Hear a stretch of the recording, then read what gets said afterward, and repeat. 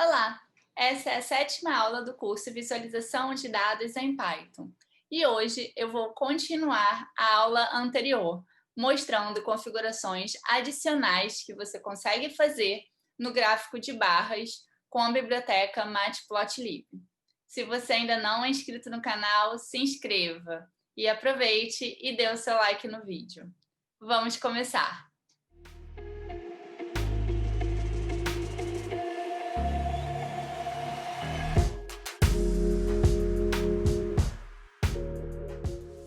Como eu disse na introdução do vídeo, eu irei continuar a aula anterior. Então, eu estou com o Jupyter Notebook desenvolvido na aula 6 deste curso aqui aberto. Você pode fazer o download deste arquivo acessando o link na descrição do vídeo. Somente fazendo um resumo, do que eu abordei na aula anterior. Então, aqui eu tenho a importação das bibliotecas, aqui eu faço a configuração para que o tamanho das fontes dos gráficos seja igual a 14. Eu criei um vetor X, que ele contém os elementos de 0 a 4. Eu criei também uma lista chamada poupança, que tem esses elementos aqui. E eu encerrei a aula com este gráfico aqui, no qual eu ensinei que, para evitar com que o Matplotlib corte o seu gráfico na hora de salvá-lo como figura, você precisa utilizar essa expressão bbox_inches. O que eu vou fazer agora? Na verdade, uma configuração a mais que podemos fazer neste gráfico ao invés de termos aqui no eixo X valores numéricos, a gente consegue adicionar nomes de pessoas, no que faz muito mais sentido, concorda? Porque esse gráfico é relativo ao montante de dinheiro acumulado por cada pessoa em sua poupança. Então, fica muito mais fácil a gente identificar os dados relativos a cada pessoa se você tiver aqui diretamente um nome de cada indivíduo, correto? Como fazemos isso? Primeiro, eu preciso criar uma lista com os nomes das respectivas pessoas, tá? Então, eu vou criar aqui uma lista chamada pessoas e eu vou escrever aqui 5 nomes. Ana, Pedro, Paulo, Carla e André. Se eu imprimir pessoas, ele vai imprimir essa lista aqui para mim. Então, eu vou copiar esta célula e vou colar ela aqui embaixo. E eu preciso adicionar aqui uma nova linha de código, onde eu vou escrever PLT X Chicks. E os argumentos para esse novo comando vai ser x, pessoas. Eu rodando este gráfico, a gente já tem aqui a adição automática das pessoas no eixo X do meu gráfico. Outra alteração que a gente consegue fazer na verdade, se eu não quiser deixar estes nomes exatamente na horizontal, pois às vezes você tem um nome muito grande e ele pode acabar cobrindo o nome seguinte. Então, a gente tem a liberdade de fazer uma rotação nesses títulos do eixo X. E a gente faz isso com um comando adicional aqui, escrito rotation. E aqui eu coloco o ângulo que eu quero realizar essa rotação. Então, tá vendo? Eu coloquei 45, os nomes já ficam assim. Então, por exemplo, se eu tiver um nome muito grande, ele já não vai passar por cima do nome da coluna seguinte. Bom, o nosso gráfico está muito bom, quase completo. Uma outra configuração que eu quero mostrar para você por exemplo, a gente conseguir trabalhar melhor com os números aqui do eixo Y. Por exemplo, eu não queria que aparecesse o valor 80.000, eu queria que aparecesse o valor 80K, onde K iria indicar 1000 vezes, né? Então, seria 80 vezes 1000. Então, como é que eu faço isso de um modo automático? Para isso, existe uma função do Matplotlib, que é a função funcFormatter. Então, vamos fazer a importação dessa função. Então, é from matplotlib.ticker import func for, aqui o CF é maiúsculo, for matter.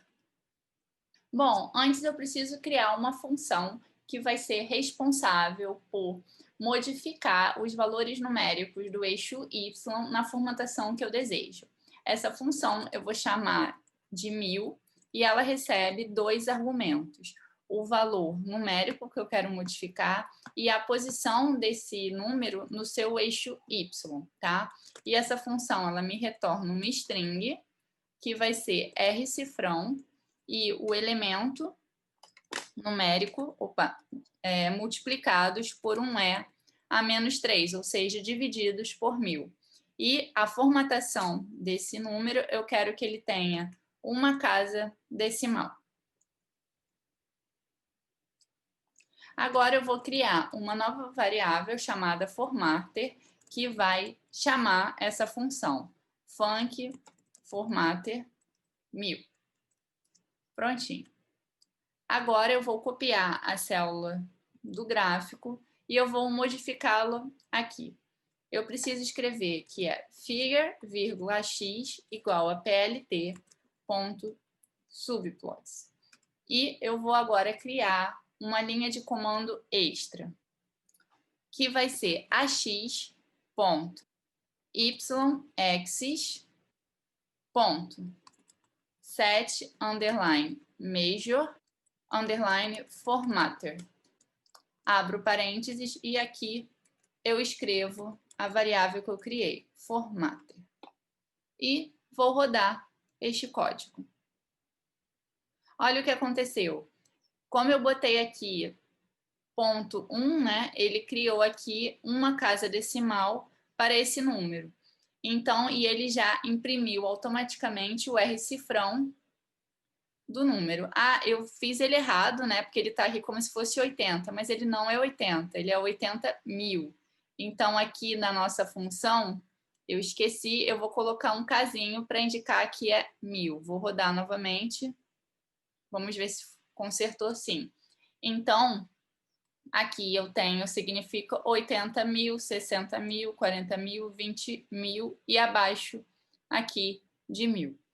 Essa poupança não precisa mais ter entre parênteses o rcifrão, então eu vou simplesmente ocultar essa unidade. Vamos checar como o gráfico ficou.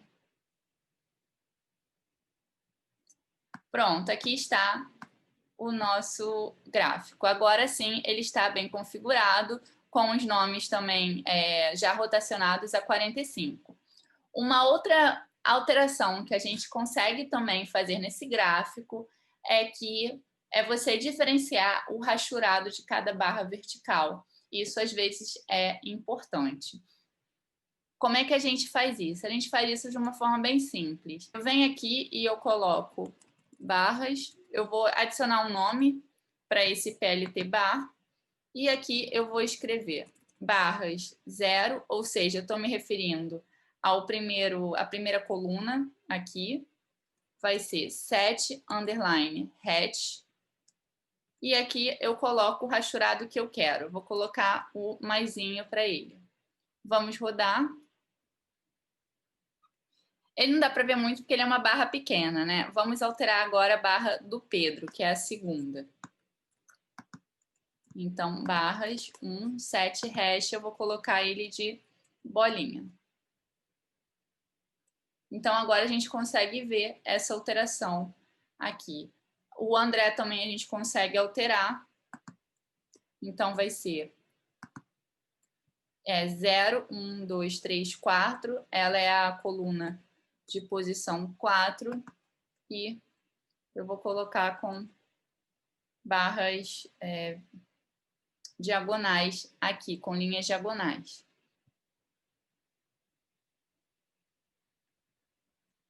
E assim ficou o nosso gráfico.